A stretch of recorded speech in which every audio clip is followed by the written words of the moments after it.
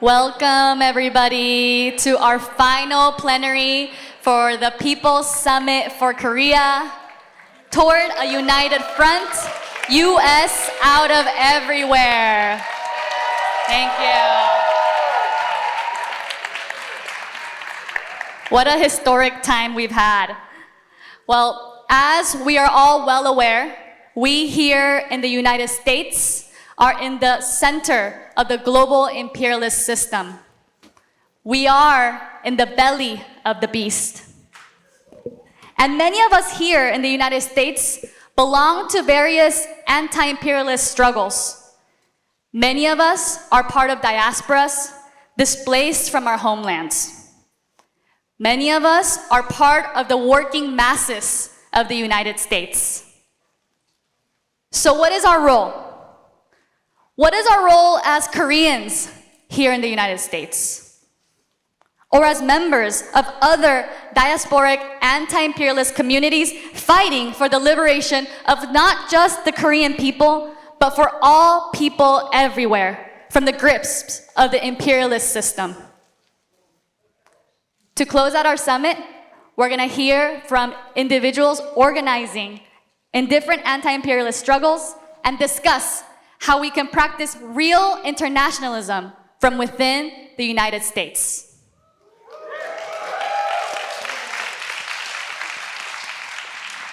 We are joined here by Ju-Hyun Park, a writer and member of Nodutdol, who leads the U.S. out of Korea campaign.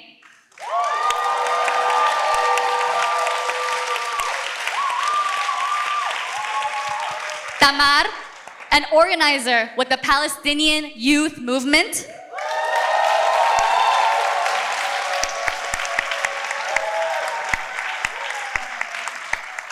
Carlos Ron, current senior fellow at the Tricontinental Institute for Social Research. Erica Caines, a writer, organizer, and the national co-coordinator of the Black Alliance for Peace.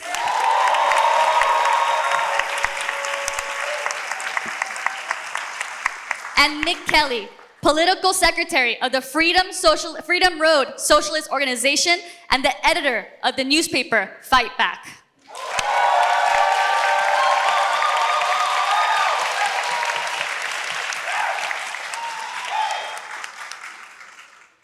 As has been made clear from the programming over the last 2 days, the liberation of Korea is intertwined with the liberation of all people throughout the world. The tentacles of the US imperialist system are tangled up and clenched tightly on our peoples throughout the world, affecting many of our communities in ways that are impossible to unravel from each other. Therefore, it is crucial from different communities to stand strong, principled internationalist solidarity with each other. Today, I'm excited to hear from our speakers about the importance of building a strong, united front and how we can build this united front. We're gonna hear from each of our speakers first, and then go into a brief discussion. Let's hear from Ju-Hyun of Nodutdol first.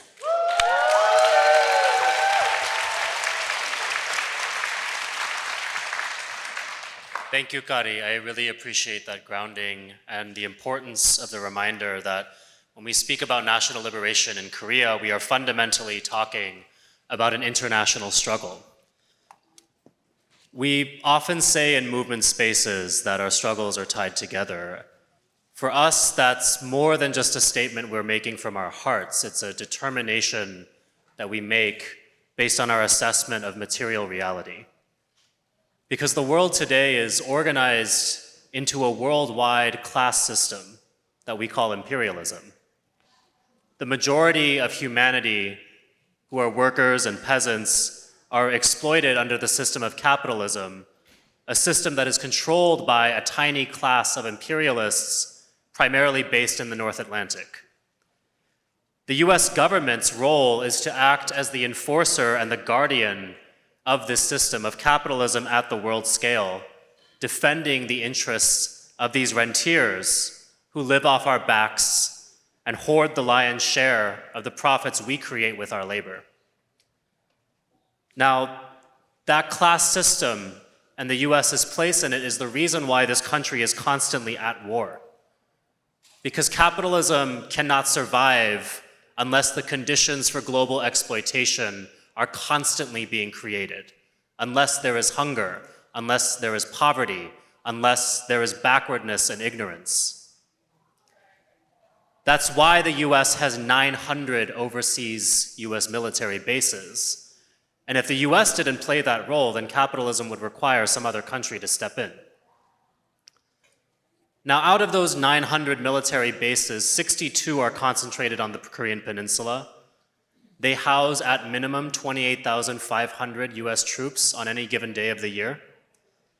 That actually makes our homeland the largest permanent US deployment in the global south, and the third largest overseas US deployment in the entire world, just behind Japan and Germany. And that's measured by total troop numbers, by the number of US bases, and in the total land area appropriated for military use. So I don't think we need to make much more of a case for why Korea matters to US imperialism. It's pretty self-evident. But to understand why Korea is a priority, I think we do need to look deeper, and we need to ask, what is the contradiction that is defining the US occupation? And I would say that it can be described as Korea being a place of both strength and weakness for imperialism. Why is Korea a position of strength? Because the occupation of Korea gives imperialism the ability to project its power over and dominate the whole of Northeast Asia. Korea is at the geographic center of China, Japan, and Russia. Every foreign power that has sought to dominate this region, whether that was the Mongols almost 1,000 years ago or the Japanese imperialists, understood the strategic significance of the Korean Peninsula. The US is no different. Korea is the tip of the imperialist spear in East Asia.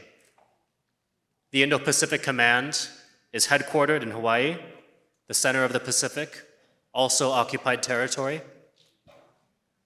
The US's naval and aerial fleets are primarily stationed in Okinawa, in Guam, in Japan. That makes Korea the front line. It's the only place the US has a hold on the continent itself, and also the only place where the US has operational wartime command of a foreign nation's armed forces.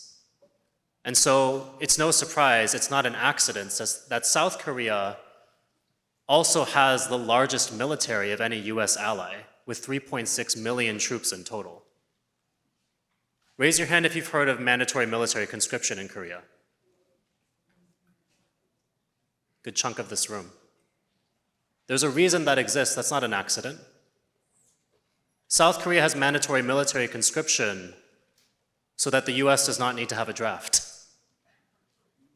South Korea has mandatory military conscription so that if there is a war for the future of imperialism in this region, the US can reduce the political and economic costs of sending millions of its own citizens off to die.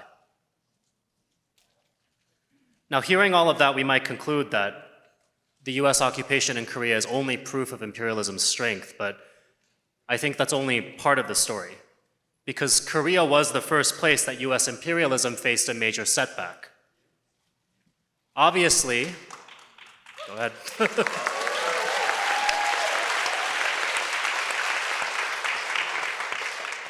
Obviously, we were not the first people to resist the monster that we call the United States.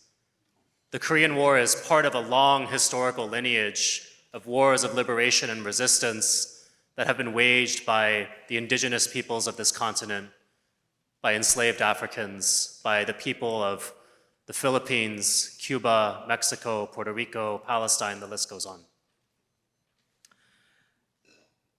But in Korea, that resistance took on a qualitative difference in the form of the DPRK and the People's Republic of China, which were two revolutionary states led by communist parties with deep roots in the masses that formed an international alliance which succeeded in forcing a much more conventionally powerful enemy to accept a ceasefire.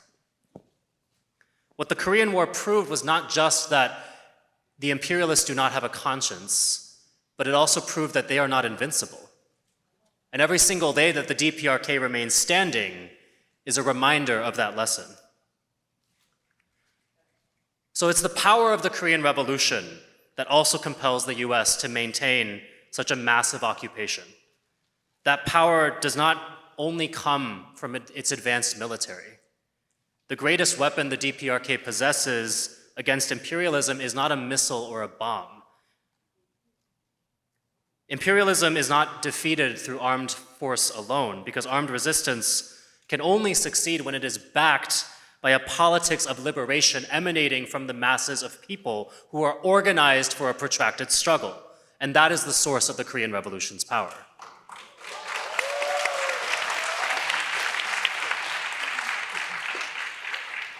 Now, we're convening this conference at a very critical time because US imperialism is now in a position where it has to wage war in East Asia in order to preserve its future.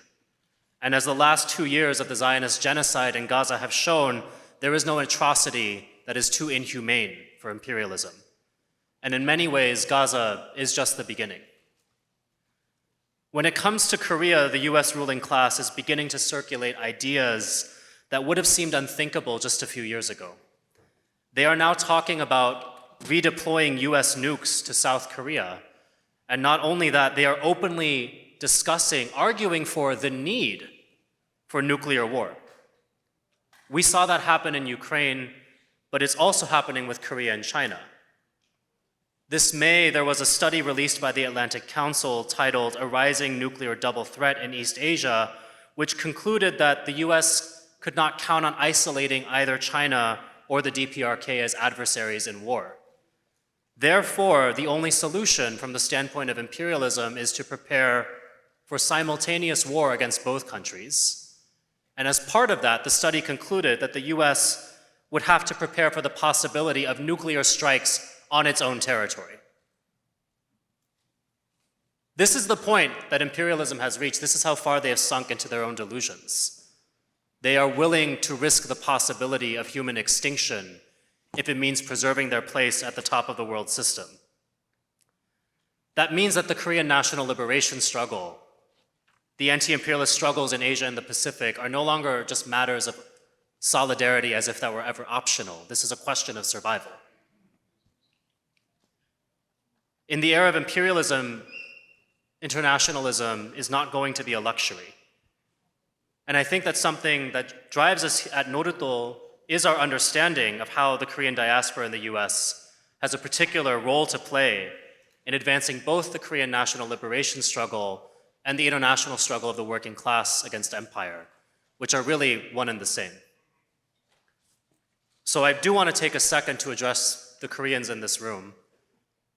Everyone else, please stay. We need to understand that we are implicated in the imperialist war on our people. We have to know that we are also targets of US war. Because war is not fundamentally about violence. War fundamentally is about politics. And politics is about consciousness. It's about ideology, subjectivity. These are things that the ruling class is very invested in for all the people that it subjugates, and that includes the Korean people. They know the power of the Korean Revolution, and in order to contain it, they have to try to stop the spread of revolutionary thought among our people. They try to do that by attempting to define for us what being a good Korean means. If you say anything against US imperialism, if you say anything against capitalism, they'll call you a North Korean. I can tell you personally because it happens to me a lot. That isn't ignorance, though, it's calculated. They police our minds the same way that they police our land. It's not enough for them to divide our territory. They need that division to be etched into our hearts as well. So we have to understand that what we're up against is not just warfare in the conventional military sense, but also ideological warfare, political warfare. That affects us in the diaspora too, and one of the most important dimensions of that is this drive to prevent us from retaining our Korean identity. The ruling class wouldn't be able to sleep at night if they knew that there were 2 million Koreans in this country who were conscious of our history. They need us to be severed from our people, not just by distances and generations, but even in our confidence of whether or not we are still Korean. The idea that the Korean diaspora does not have a place in our liberation struggle, though, is entirely against the historical trajectory of that struggle. There were many great battles for our liberation that were fought inside our own country, but there were also many that took place outside of it. The first Korean communists were not in Korea. They were in the Russian Empire, which they helped make into the Soviet Union through the October Revolution. They brought those lessons back to our people. When we took up arms against the Japanese, we couldn't do it within the peninsula for long, so where did we go? We went to China. There were Korean revolutionaries who joined hands with Chinese revolutionaries to fight for the liberation of both of our nations. You may have heard of one of them. His name was Kim Il-sung.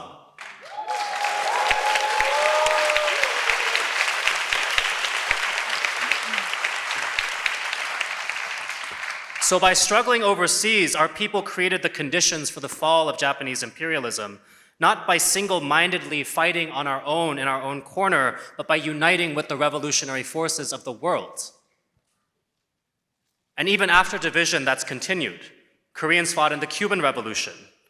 While South Korea aided the US invasion of Vietnam and Iraq and keeps its ties to Israel, the DPRK has done the opposite. They shared their experiences of war against the US with Vietnam. They gave military aid to the struggle against apartheid in South Africa, in Rhodesia, and Namibia. They gave the same aid to the struggle against Portuguese colonialism in Angola and Mozambique. And in the current struggle against Zionism and US imperialism in Palestine, in Lebanon, in Yemen, in Iran, in Syria, what do so many US papers have to say? Their concerns about the DPRK's role in that front.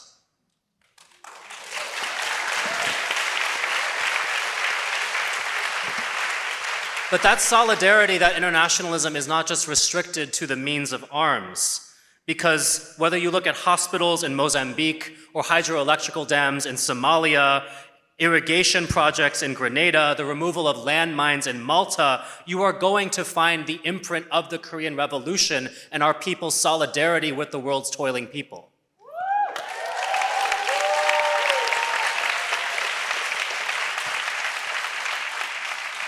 This summit is titled Towards National Liberation for a reason, because that is the direction that not only our homeland, but we as a diaspora need to proceed in. We know that this begins with the struggle of ideas, because without ideology, political struggle becomes aimless. Even if we're organized, even if we're determined, more committed than anyone else in the entire world, our movements will fail if we lack the correct ideas, if we lack a theory. And so when we speak of national liberation, we have to know what that actually is. A national liberation struggle is a very particular thing. It's a struggle of a nation to liberate itself from imperialism, but history also shows us time and time again that the only way national liberation thoroughly succeeds, the only way you don't backslide into neocolonialism, is when your struggle is led by the working class. When the bourgeoisie is the one that liberates you from colonialism, they'll be the same ones to betray you down the road. So we are not going to defeat US imperialism only by removing US troops. We also need to end the economic dependence and exploitation of our people. And that cannot happen within the logic of capitalism. That means we have to understand that not everyone who is Korean is our friend, and in the same way, everyone who is not Korean is our enemy. Is not our enemy, excuse me. The occupation and exploitation of Korea is connected to imperialism's exploitation of the whole world. And the Korean capitalists and their politicians who do the bidding of imperialism are not our friends. So my hope is we can bring the summit to a conclusion and walk away with a renewed understanding of the Korean liberation struggle as an international struggle, and that therefore the diaspora also has an irreplaceable role. one that we can only fulfill if we understand the basis of imperialism in capitalism and organize our struggle accordingly. I want us to reject the idea that we have no place in Korea's future. Our role is to become educated, it's to become organized so that we can bring the struggle for national liberation here, right at the doorstep of imperialism, right where the enemy is most comfortable. We need to destroy the impunity that the US enjoys in Korea by bringing resistance to their home and by organizing with our class for revolution in this country. This is how our people help topple Japanese imperialism, and that's how we're going to topple US imperialism as well.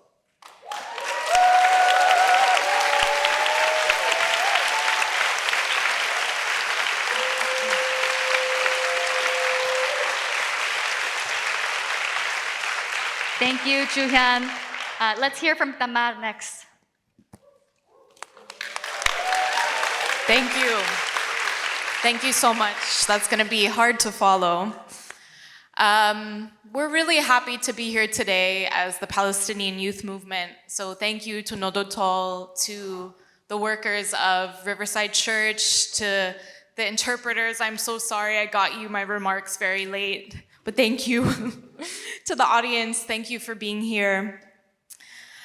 I'm here today on the 660th day of our people's genocide. 85% of our people in Gaza have officially entered the fifth stage of the Israeli and US imposed starvation campaign. There is no sixth level of starvation by global health measurements.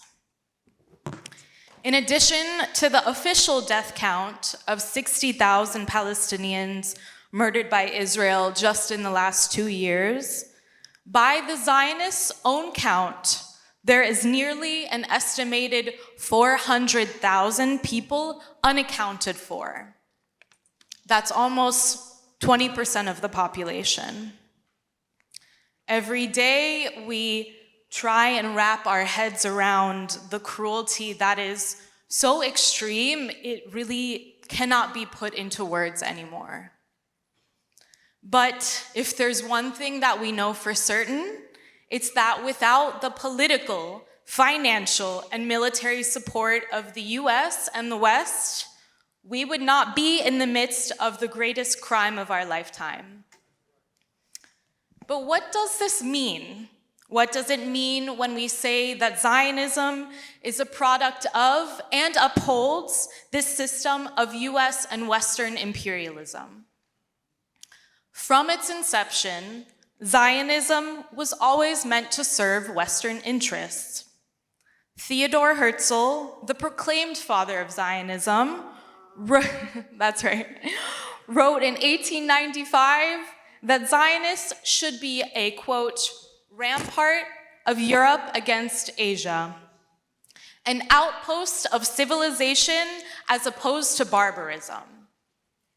We should, he said, remain in contact with Europe, which would have to guarantee our existence. Enacting Herzl's vision would ensure that the fate of Zionism would be forever connected to the fate of the West. That remains the case. This is why Europe and the US will go to the greatest lengths possible to sustain Israel, even if it means taking the whole world down with it. So in the words of Benjamin Netanyahu in his address to Congress last year, we're not only protecting ourselves, we're protecting you. German Chancellor Merz said in relation to Israel's relentless violence that Israel was doing the dirty work for them. Once again, the West not only upholds Zionism, but Zionism upholds the West. This protection comes in many forms, whether it's the Biden administration ignoring furious calls from the majority of Americans hiding behind the lie that they were tirelessly working for a ceasefire, all the while expanding state violence and surveillance domestically at the request of Zionists. And of course, sending nearly $30 billion in military aid to Israel just from October 2023 to January 2025, a record number. These choices are so egregiously evil that it cost them the election because, as it turns out, they cared more about being a lifeboat for Israel than listening to the American people, let alone stopping the worst genocide in our lifetime. And Trump, of course, has picked up right where Biden left off. This is imperialism. The maintenance of Zionism at any cost is exposing the rot at the center of those ruling our world. But the irony is that the rot is also at the expense of the ruling class. For example, recently the credit rating agency Moody's downgraded Israel to its lowest rating in 30 years. Despite this, Arkansas, which has one of the highest poverty rates in the nation, now holds $55 million in Israel bonds, including $20 million purchased since May. This means that the Arkansas state government willingly invested taxpayer money into a sinking ship, all for the sake of keeping Israel's bloodthirsty genocide going for just a little bit longer. This story of the US and Western-backed genocide is a condensed history of capitalism, as capitalism was born dripping in blood from head to toe, as the Marx quote goes. Though this time, no one can say that they didn't know, because we all know. UN Special Rapporteur to Palestine, Francesca Albanese, captures this horrifying truth in her recently published report, From Economy of Occupation to Economy of Genocide, in which she details how mass Palestinian death is a booming business venture. So what comes next? What do we do with this information? It's nearly cliche at this point to say that we're living in a transformational time. The global majority has been rising up against the Palestinian genocide, the defining moment of our lifetime, for nearly 2 years, if not longer. Simultaneously, people's life conditions are worsening dramatically. This fact has clarified for many that the will of the people and the will of the ruling class are mutually exclusive. This is the case across the political spectrum, as we have seen with the recent and notable splits in MAGA. And it's imperative that we identify and widen these splits whenever they emerge. So, as Palestinians and Arabs in the diaspora, our mandate has always been to mobilize our communities to stand firm with our people as they struggle against Zionist crimes in Palestine, Lebanon, Syria, Yemen, or wherever. When our people rise up, we rise up with them. And this is especially important right now, as Israel seeks desperately to divide our people from each other. Likewise, as organizers living in the diaspora, we must attend to our community's needs here, especially as government targeting, surveillance, and general life conditions worsen. And because the nature of our enemy is global, what we're working towards is an international struggle for all oppressed people. We look to the Korean struggle and its historical, foundational, and continued fight for national liberation and against US imperialism. Like ours, it's a struggle for dismantling a US imperial outpost and reuniting the land and the people. So let's do it together.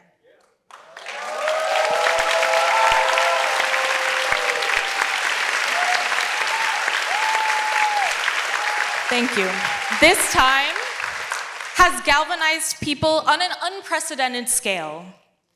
Whether it's the brave souls right now aboard the Handala flotilla trying to break the siege of Gaza, or PYM's Mask Off Maersk campaign, which in record time pressured shipping giant Maersk to halt all shipments to the illegal Israeli settlements, and will continue to pressure Maersk until shipments are halted to all of the illegal Israeli state.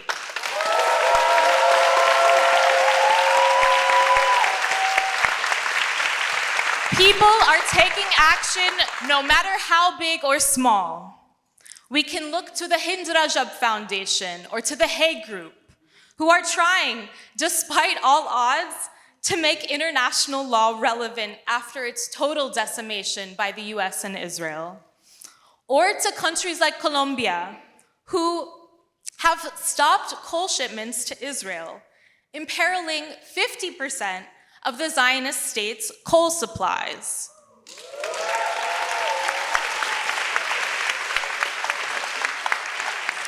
Taking on empire requires bold, creative action. It requires the conviction to try different tactics, even if there's uncertainty. This moment made it clear that the Palestinian cause represents a cause for the dignity and freedom of all oppressed people. Even in the darkest times, it has renewed hope that the empire can and will be challenged. At great and unimaginable cost and sacrifice, Palestine is teaching the world what real resilience and resistance looks like. So we owe it to our people in Gaza, for whom nothing will ever make up for what they have lost and endured, to not only make sure that they know we have not forgotten them, but to carry the torch forward.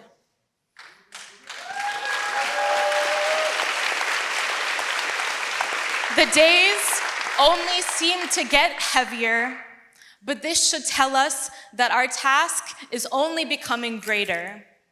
We are proud to take up this task with you all until all of Palestine is liberated and imperialism is nothing more than a footnote in history. The future is ours, so let's say it together. Long live international solidarity. Thank you.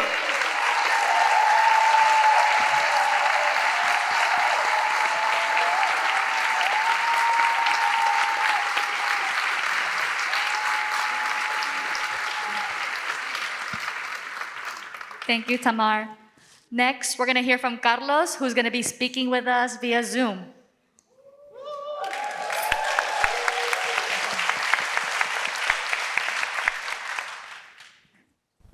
So greetings, friends. I first want to begin by thanking our friends at Nodutdol and everyone involved in organizing these People's Summit for Korea. As a Venezuelan revolutionary, I want to express my solidarity with all people of Korea who for years have resisted all conceivable forms of interventionism, divisionism, and outright military hostility from US imperialism. I come from a region that during the last 200 years has also faced a myriad of aggression and interventions from the United States. As a result of this systematic interference, our countries still face significant challenges. Superexploitation of our resources that has contributed to the underdevelopment and overdependence on the United States, the constant interference in the internal affairs of Latin America and the Caribbean nations in the interest of the US military, geopolitical and economic interests, the systematic obstruction of regional unity and integration, a necessity for development and sovereignty. In the past 200 years, under the ideological framework of the so-called Monroe Doctrine, the notion that the United States as a continental power has the right to intervene in the affairs of its neighbor has taken a tremendous toll on all of our countries.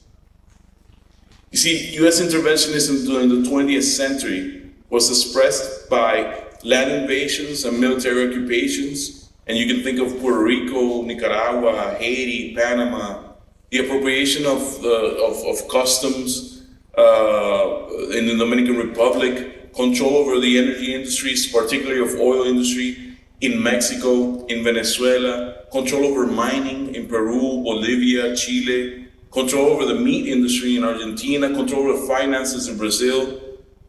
The Cold War was a hot war in Latin America, as it was in Korea. Just between 1962 and 1968, and just in that brief period of time, 14 governments were overthrown with the active support of or presence of US intelligence agencies. By the 1970s, after US public opinion was exposed by television to the horrors of the Vietnam War, then economic measures in particular, economic sanctions, started to play a major role. Make the economy scream was Nixon's instructions against the democratically elected president of Chile, Salvador Allende. After the fall of the Berlin Wall, which allowed the US to establish itself as the world's first superpower, interventionism took the form of financial obligations, and the Washington Consensus, a new form of colonialism, became the roadmap for intervention. Latin American and Caribbean markets were to be opened by US interests. But the election in 1998 of President Hugo Chavez in Venezuela signaled the beginning of a new reality for the region. A tide of leaders with stronger connections to their popular bases began challenging neoliberalism and pursuing policies toward regional unity and integration, towards the defense of their national sovereignty, not only with a more independent foreign policy, but also with reaffirming control over their natural resources and to provide a more dignified standard of living for the majority of the population. Of course, these challenges have been met with a new imperialist offensive. And although the historical expressions of interventionism can still be seen, all countries are still prone to violent regime change. For example, today we see interventionism take other shapes that we must clearly identify. The use of corporate and social media for the spread of disinformation, the use of lawfare against popularly supported transformations, the use of humanitarian aid as a form of domination, the use of religion fundamentalism to override social cohesion, and once again, the more sophisticated use of unilateral coercive measures or sanctions as a form of silent warfare. I speak of Latin America, but I know that all that I have said here, and even more, has been part of the same playbook of interventionism used against the Korean Peninsula. Both Venezuela and the Korean Peninsula have suffered different forms of hybrid warfare. A comprehensive strategy of a combination of economic, financial, diplomatic, ideological, and military forces, all designed to undermine a nation's sovereignty. A primary weapon in this hybrid war has been these unilateral sanctions. They are illegal instruments. Experts like late Idris Yazidi, the former UN rapporteur, argued that they go against the 1993 Vienna Declaration as they specifically violate human rights. The humanitarian impact of these sanctions is devastating. They create immense difficulties in accessing medicines, food, and basic supplies, a tragedy that was starkly evident during the COVID-19 pandemic. The situation escalated significantly in 2017 when the Trump administration launched its maximum pressure campaign. This was a deliberate effort to cripple Venezuela's economy, employing both primary and secondary sanctions. The oil industry, being Venezuela's lifeblood, was hit the hardest. Financial sanctions in August 2017 were followed by a full export embargo in January 2019. This led to a catastrophic collapse in the crude production and more than 65% shrinkage of GDP between 2014 and 2019. The estimated unearned revenue lost due to sanctions between 2017 and 2023 ranges somewhere between $129 to $166 billion. This is money that could have been used for the Venezuelan people and was simply stolen by the United States. We also saw severe fuel shortages, a nationwide electricity crisis in 2019, all this directly linked to these measures. Billions of dollars in Venezuelan public funds have been frozen illegally. Companies have been driven into bankruptcy. Vital assets like those of PDVSA, Citgo, as well as Venezuelan gold have been seized. Economist Mark Weisbrot and Jeffrey Sachs estimated that these sanctions contributed to 40,000 deaths directly between 2017 and 2018 due to the lack of access to essential medicines. These sanctions, as they argue, clearly fit the definition of collective punishment, which is a violation of the Hague Convention and the Geneva Convention. Venezuelans have become an example of resistance. The last aggression we faced was a direct attack on Venezuelans, on people, by immigration authorities in the US. The complicit government of El Salvador, headed by Washington's puppet, agreed for a price to open concentration camps for Venezuelan migrants who, without due process, were accused of being criminals and locked up in the country. It's only through the great persistence and diplomatic efforts from the government of President Nicolás Maduro that we were able to guarantee their return to Venezuela this past week. But we're still demanding that several children who have been separated from their parents are finally returned to their families. Venezuelans have been made stronger by these aggressions. We're now experiencing economic recovery. We're now approaching complete agricultural self-sufficiency in the country's primary necessities. We're thriving because we learned to organize. We responded with more and more direct democracy by building communes as spaces of direct democratic participation, self-government, and sustainable productive projects. And we have relied on the international solidarity of people and governments that understand that this is not a world for imperialist domination, but rather the future is set for cooperation and complementarity.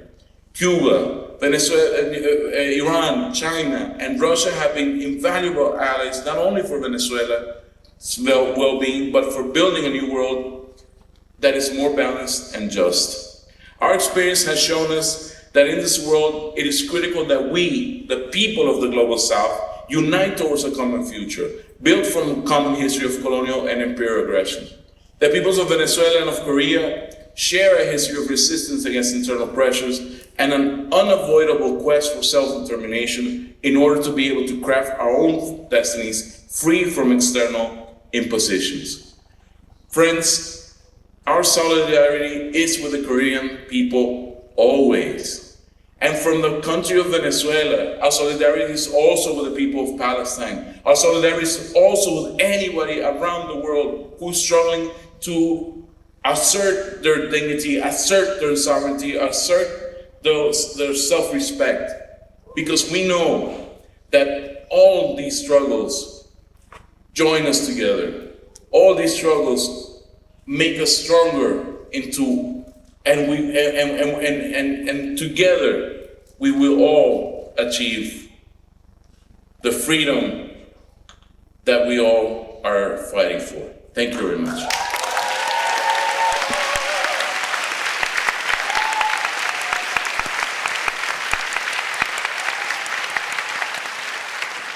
Thank you. Let's hear from Erica next.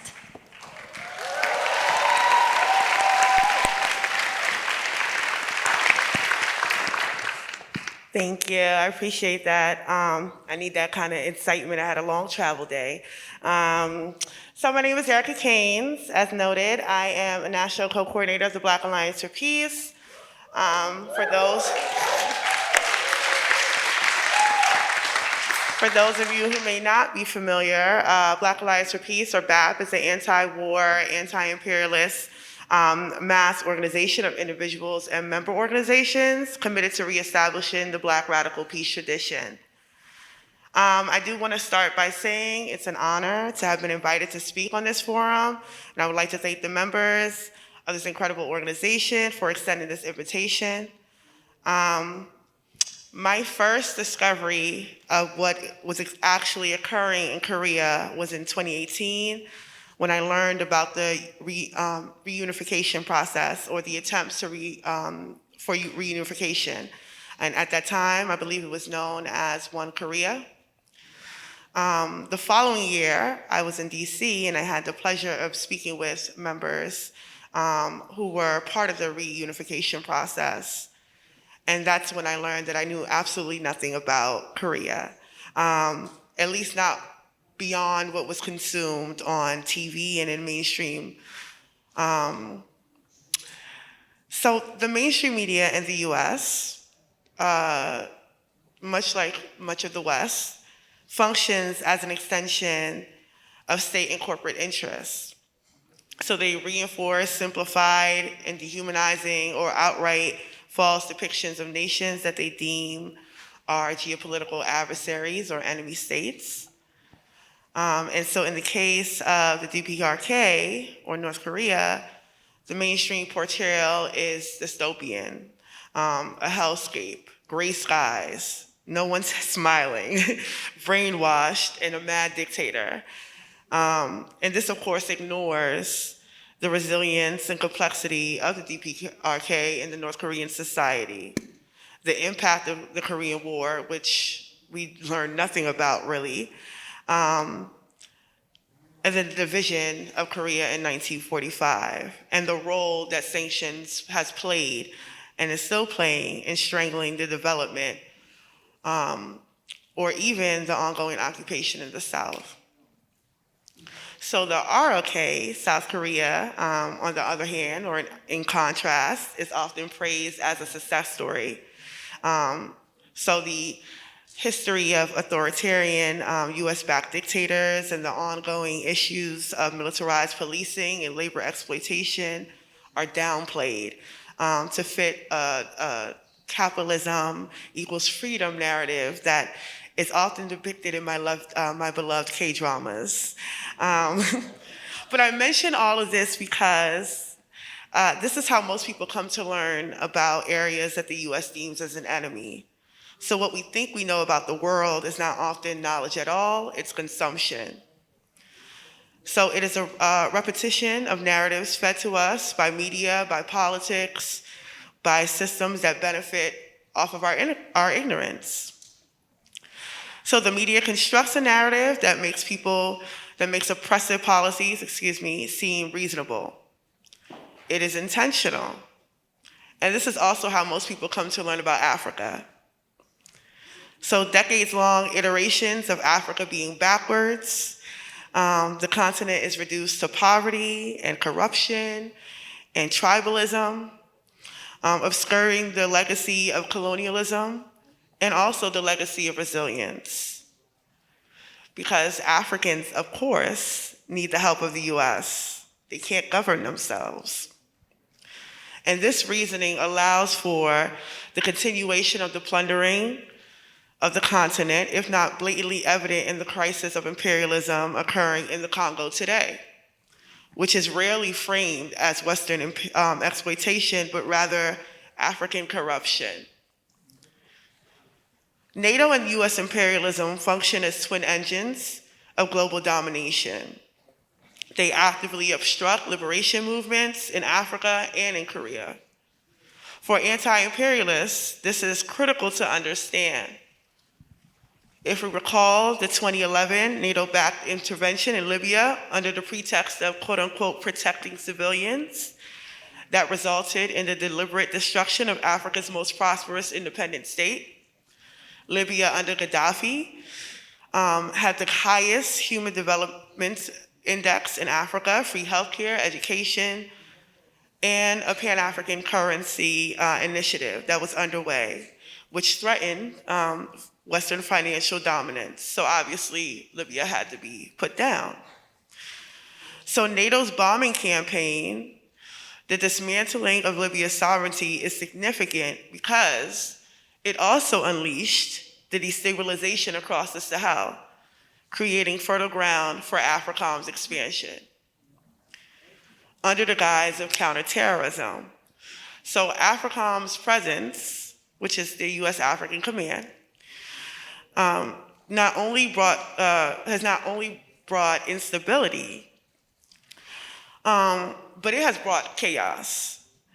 So since its inception in 2007 under Bush and expanded under Obama, we've seen a 500% increase in so-called Islamic violence, drone strikes and proxy wars. So as France retained economic control over West African CFA franc countries, the US militarized the entire continent. And this is a crisis that NATO has continued to exacerbate. I will say today, though, Eritrea remains without an AFRICOM presence. They never had one, and Nigeria just kicked them out.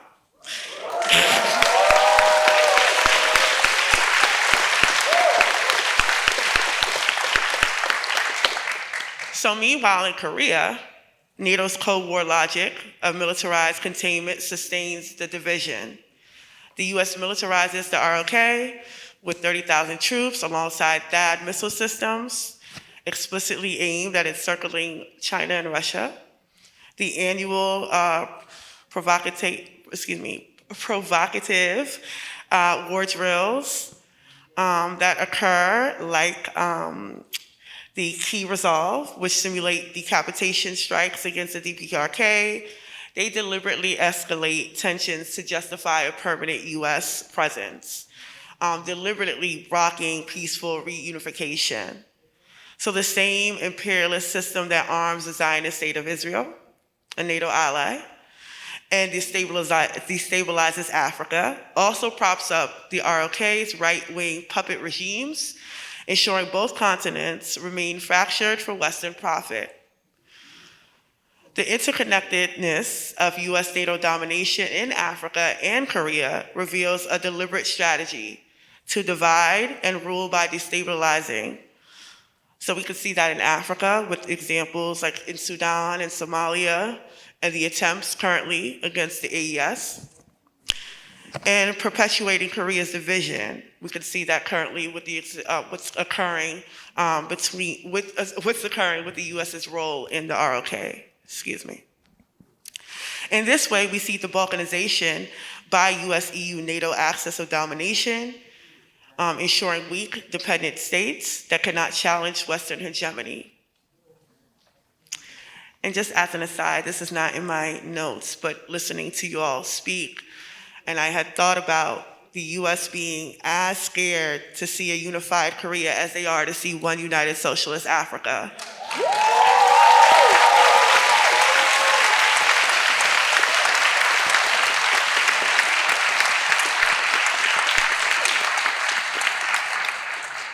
With the US arms industry like Lockheed Martin and Raytheon profiting from perpetual war, whether it is in Africa via counterterrorism or Asia via anti-DPRK or anti-China provocation, Africa's resources and Korea's strategic position as a wedge against China are exploited to maintain Western capitalist domination.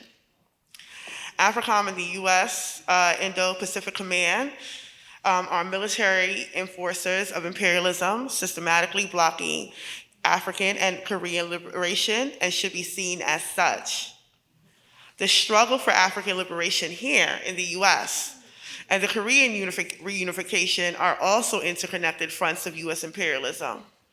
So the US empire operates through dual system internal repression and external domination. There are militarized police occupying African neighborhoods here in the US, whether in collaboration with Zionist Israel through the Deadly Exchange program, or reinforcing tactics of occupation and racialized surveillance, the 1033 program, and Cop City. And I'll just conclude with saying this: the same systems that murders Africans in the US and on the continent with impunity threatens Korea with nuclear drills, while mass incarceration and forced partition serve parallel functions, fracturing collective power. So we see the division of Korea and the fraction of Black political power, whether here in the US or on the continent, serve the same purpose of disrupting collective resistance. So I will end there because that is my time, but I would like to say no compromise, no retreat.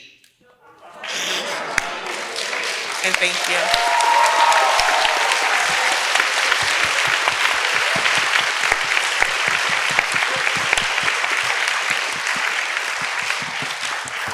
Thank you, Erica. Now let's hear from Mick. Right. Thank you very much. Comrades and friends, here we are, and I think the place to start would be to give applause to the organizers of this most important summit. It is truly a historic achievement that each and every one of them has a right to be proud of. And the good news is that it's not over yet. We're going to be assembling tomorrow at Times Square, 12 noon, and make it clear that we want the U.S. out of Korea. And not only is this summit a tribute to the skill and clarity of the organizers, it shows that this is truly an issue whose time has come, that the struggle of the Korean people is actually, it's illuminating. It's almost like a sun that we can see, and we understand that the end of U.S. occupation will come to an end sooner, not later, and every inch of Korean soil will be liberated. Now, I've been asked to talk a little bit, or actually a lot, about the issue of being here in the belly of the beast. And I think most of you know where that expression came from. It was coined by Che Guevara. And he said, I envy you, Americans. I envy you the place you have to fight. I envy you to be in the belly of the beast and waging your resistance there. And while I realize that not everyone here or every activist feels like that all the time, I think that this is a very important place to be, and what we do here in the United States matters a great deal. A great deal to ourselves and our people, and it matters a great deal to the peoples of the world. So let me talk about a few specific features of both internationalism, and then talk a little bit about the conditions that we find here in the U.S. And to me, I think it's absolutely clear that we live under an imperialist system, what Lenin called monopoly capitalism or imperialism. It's a system that it's in its final stages. It's a dying system, and it's an enemy of people here and people around the world. And I think that's a very important concept, because that, in fact, is what creates the material basis for working class internationalism. The fact that we have common enemies and we have a common interest in seeing them wiped out. I think for those of you in trade union work, you realize it's kind of a sum total thing. More for us, less for them. The fact of the matter is, when the Korean people strike a blow for liberation or freedom, it is of great benefit to those here in the United States and vice versa. A blow struck here is a blow struck for other places as well. So I do want to finish in my time. So talking about some of the specific features of U.S. imperialism, and it not only is a global empire, but it's an empire that's in decline, and that decline is accelerating. Even as we speak here today, that decline is picking up in speed. And we see this in many, many different ways. For example, there's some basic economic measures that I think that are worth looking at. The U.S. had, the U.S. share of the world GDP has been knocked in half since 1950. That's a major decline. The U.S. has lost about half of its trade since, I think, 1960, at least in terms of its place in the world. The U.S. spent, in fact, this was a crowning achievement of U.S. imperialism, putting the WTO, the World Trade Organization, in place. It was the continuation of the old General Agreement on Tariffs and Trade. I think a lot of us remember it from the late 90s and early 2000s, those of us who are old enough, and it was a huge effort on a part of American imperialism to build an economic spider web that it was a part of, and it could dominate the world economy. Times have changed. And now the International Monetary Fund talks about deglobalization. We can see it in the first part of the Trump administration. We can see it throughout the Biden administration and the new Trump administration. It is the U.S. that is now blocking the World Trade Organization from functioning. Why? Because it is now too weak to be in the center of this world financial spider web. That's the actual reason why. We devoted a lot of time and effort to opposing it, and I think we helped actually bring it down, but the reality is the changing place of American imperialism is one of the principal factors in doing that. Likewise, we see in the political superstructure a clown, Donald Trump, who's actually an ideal representative of a declining imperialist power. Like Neil Fidling is Rome Burns. That's the exact kind of figure he is in that we're up against in the United States today.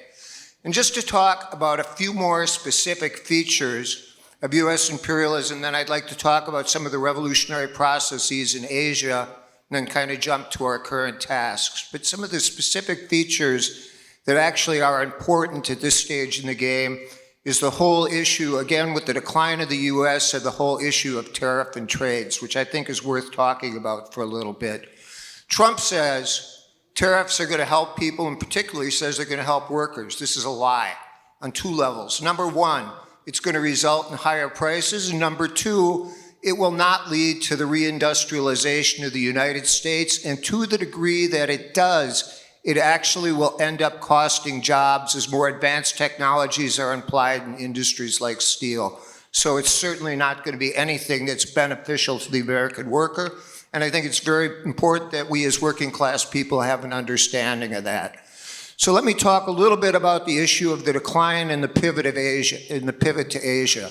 It's been talked about for a long time. It was talked about in the first period of the Obama administration. But realistically, it was not made particularly real, but it is real today. We see a whole set of policies and plans, including war preparations of many kinds, corralling a number of different willing and unwilling participants to participate in an anti-China alliance, and they actually face a number of challenges with this pivot, and I would like to concentrate on three in Asia. People know a little bit about American history, and you know that, wow, just 3 minutes left. And you know, in the history of the US, there was an irrepressible conflict, and that was the Civil War. Well, in Asia, there's a couple irrepressible conflicts as well. One is the issue of China and the great unfinished business of the Chinese Revolution, which is Taiwan. I believe that'll be settled sooner rather than later. The other is the issue of liberating Korea. And finally, there's the issue of the National Democratic Revolution that's taking place in the Philippines, where a heroic people's war is underway and is illuminating the path to a very bright future.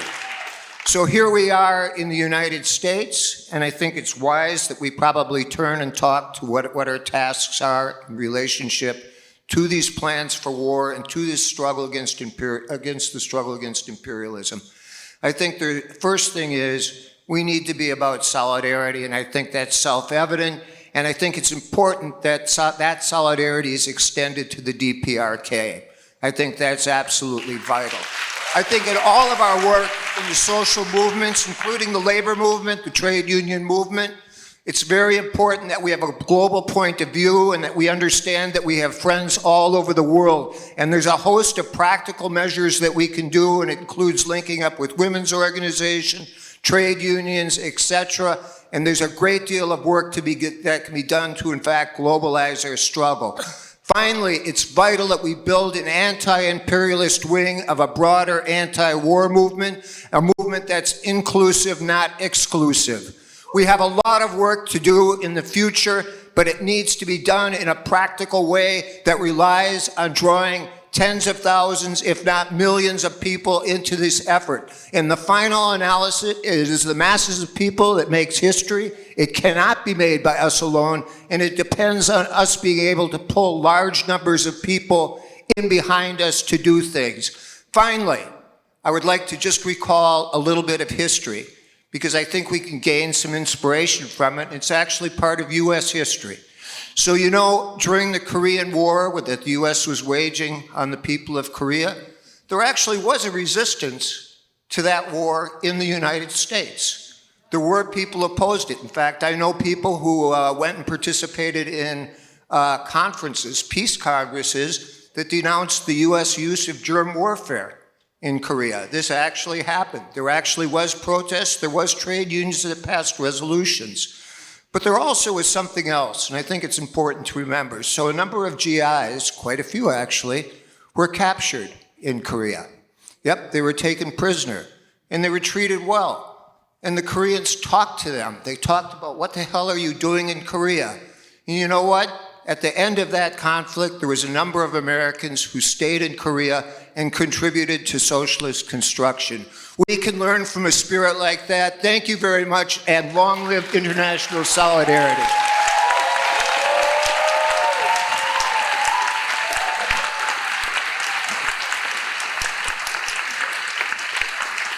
Thank you, Mick, and thank you to all of our speakers. Now we have a little bit of time for a little bit of discussion. And hearing from these individuals and hearing about the work that they've done in their own organizing has really reminded me that the violence and exploitation that the US does not only benefits the empire, but is necessary, right, for the empire to stay. And it makes me think about the idea of our role and how it's kind of twofold. Not only is it do we have a complicit role, those of us here in the United States who are here living within the empire, but also it means that we have a role to play as organizers and people practicing internationalism and internationalist principles. And I guess we have a little bit of time, so I want to end with this question, which is that we know that we can't do this work alone. Each of our struggles needs the work of the other struggles in order to really, really defeat and get rid this world of imperialism. But it's not always easy to build this solidarity. So my question for you all is, what challenges have you faced in building transnational solidarity? What challenges are there to build a united anti-imperialist front within your community?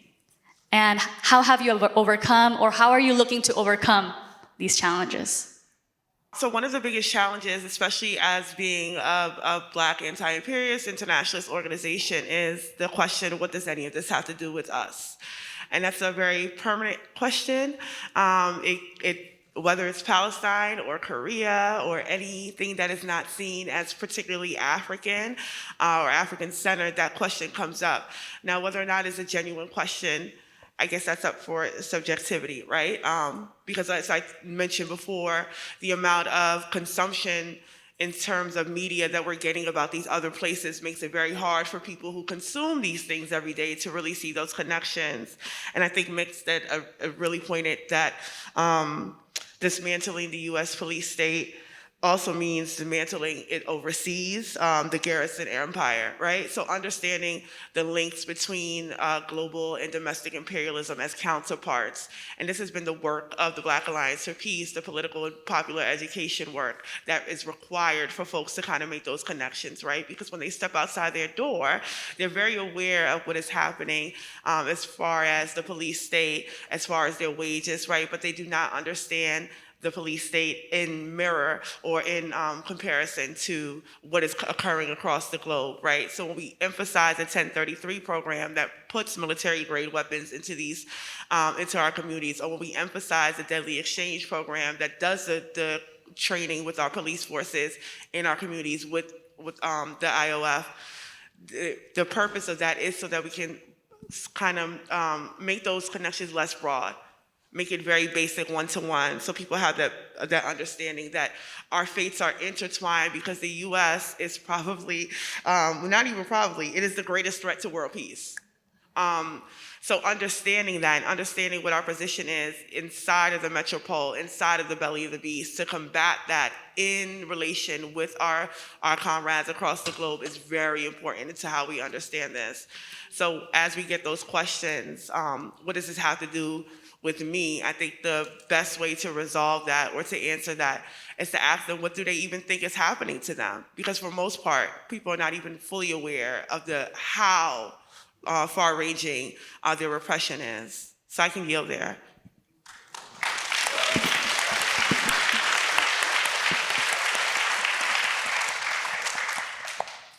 It's very, very interesting. I think there's 2 points that really come to my mind. One is, in terms of international unity and solidarity, I think it's actually very vital that we develop practical plans and things that we can actually do that draw in broader groups of people than simply the people that were able to get to the meetings, whether it's taking trade unionists out, developing sectoral relations, or whatever. I think those things are vital. Two, I think it's absolutely essential for those of us in the US to be challenging things like the material support of terrorism laws, which criminalize international solidarity. We've seen time and time again how they've been used against those of us who support Palestine, support Lebanon, and others. And what these laws do is that, they basically make it a crime to think or support people who absolutely deserve our support. And this is a legal architecture that we absolutely must challenge at every available time we encounter it.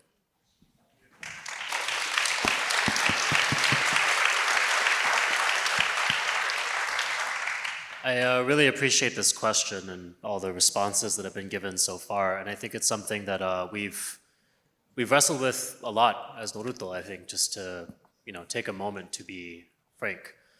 If you are, I guess I can age myself, I'm in my 30s. If you are around my age, then your kind of life was marked by Occupy Wall Street. As a child, maybe the war on Iraq, the war on terror. As you came into adulthood, you saw the struggle for Black Lives Matter, the struggle against the Nudutdol pipeline, all these mass movements that whipped up the participation of millions of people at different times and then seemed to ebb away, right? And I think going through that constant kind of political dynamic, it can breed a lot of pessimism in people. I think that's true. And I think that sometimes, that can warp our conception of solidarity. Like maybe people just don't care enough, right? Like maybe the reason we aren't winning is because, deep down we just don't want it enough, right? But that is, in my view, a completely backwards way of looking at the situation. The reason why we encounter setbacks, the reason why we encounter failures is that first of all, it's part of the process, right?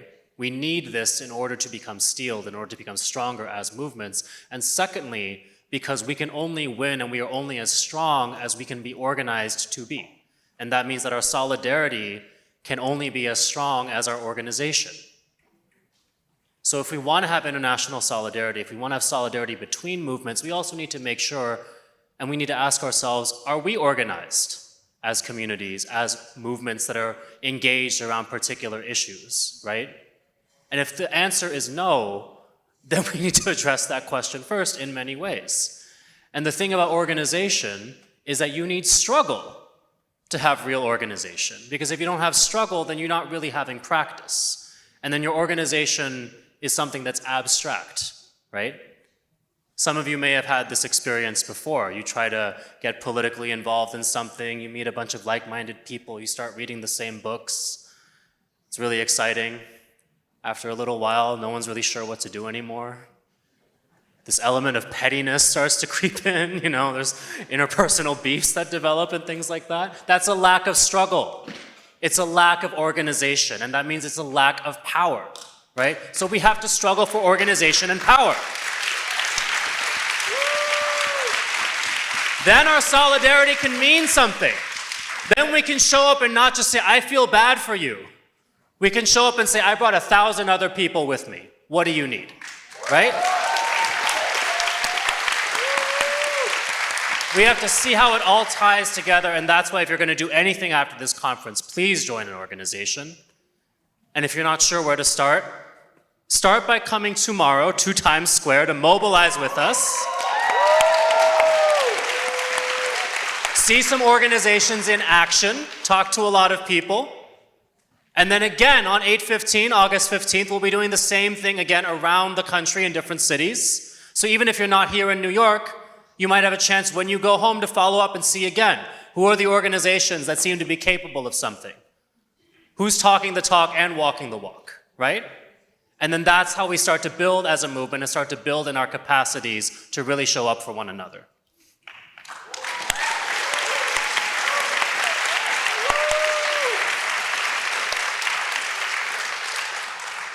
Yeah, I can just add on really quickly to these amazing answers. A challenge that I think we really see and also foresee into the future is just the results of the immense and vicious class warfare that's happening in this country, specifically with, Doge and the Big Beautiful Bill and all of these cuts that are completely gutting any, residual social net that we have in this country. And I think a challenge that we're gonna continuously have, and that's going to grow, is understanding how to organize under those conditions when people are really struggling to have their material needs met. And so what can we do as organizers that maintain the spirit and the consistency of the struggle, but also help people reproduce their lives and themselves every day? And I think that we all have an immense number of examples in our own culture, whether it's Palestinian or Korean or the Black struggle, or we can look towards countries that have been facing siege and blockade, like Cuba or Venezuela or Iran, Gaza, of course, to understand under those conditions of immense difficulty how people are taking care of each other and organizing simultaneously. Thank you. Thank you, Tamar. Carlos, would you like to add any thoughts? Well, I think one of the challenges that we all face is just the vicious attack on our stories. I mean, there's a narrative that makes that criminalizes, demonizes all of our struggles, and sometimes if we're not careful enough, we end up believing some of the things that are said about others' struggle. I mean, we tend to think that we understand our own struggle, but we don't. But then somehow we get lost in when we hear about somebody else's struggle. Well, that's not exactly what I don't know about that, and then you kind of stay away from supporting somebody else's struggle. I think that we have to have a common mistrust of imperialism. The idea, the idea that they promote is that we're all in different small islands and living our own struggles, and they have nothing to do with each other. While when it's easy to realize that the same people that are asking or are allowing or are abetting the destruction of Gaza are the same people that want to overthrow the Bolivarian Revolution in Venezuela, and are the same people that want to strangle the Cuban Revolution, and so forth. All our struggles are intertwined because at the end of the day, all of our struggles are anti-imperialist. And sometimes, people are diverse, people are different, people have different experiences, people have different realities. And we as revolutionaries have to make an extra effort to go beyond the narratives that we're told by imperialism, to try to understand better each other's context, and but overall to realize that we're all together in the same struggles, and that we're all together in this position of resistance and trying to advance national liberation, because we are in the same way victims of the same form of imperialism. Now, the way we should face this, and the way we can really make solidarity work, is that we also have to believe that we will win.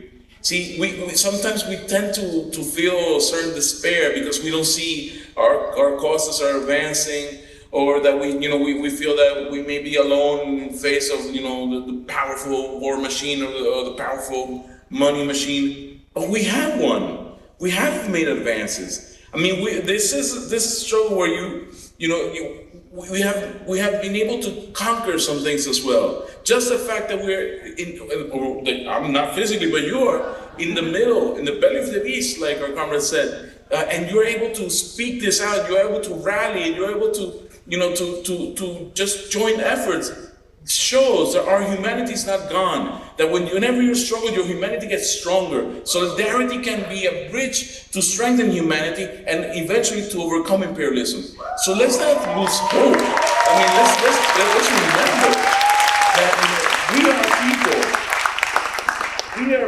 we are human beings, that we're set for our liberation, And nobody's going to be able to stop us. And especially nobody's going to be able to stop us if we're all together in the same struggle.